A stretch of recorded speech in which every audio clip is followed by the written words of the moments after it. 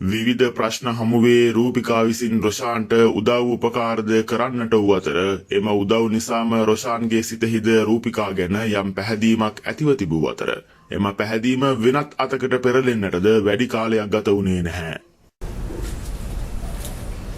මොකද රොෂාන් මේ කලබලෙන් වගේ? කොහෙන්ද අපි අප්පච්චි? ගමේ කවුරුටට ගියා වන්ද? කියන්න මොකද්ද ප්‍රශ්නේ? මම පොලියට ගත්තර වත්තේ අක්කගෙන් රුපියල් ලක්ෂයක්. ඒ මනුස්සයාට තාම එක දීලත් නැහැ. දැන් මාස ගාණක් තිස්සේ පොලිය සල්ලි දීලත් නැහැ. තව පඩි හම්බෙන්න දවස් ගාණක් තියෙනව නැන්දේ. අනික ඒ මනුස්සයා සල්ලි දුන්නේ නැත්තම් පොලිසියයි. අයියෝ ළමයෝ මොකද ප්‍රශ්නේ? මම එක දෙන්න.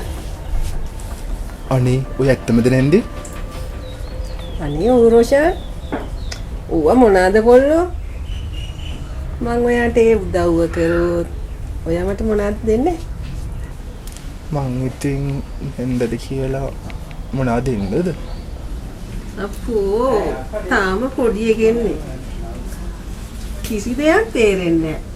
එන්නකෝ මං කියලා දෙන්න.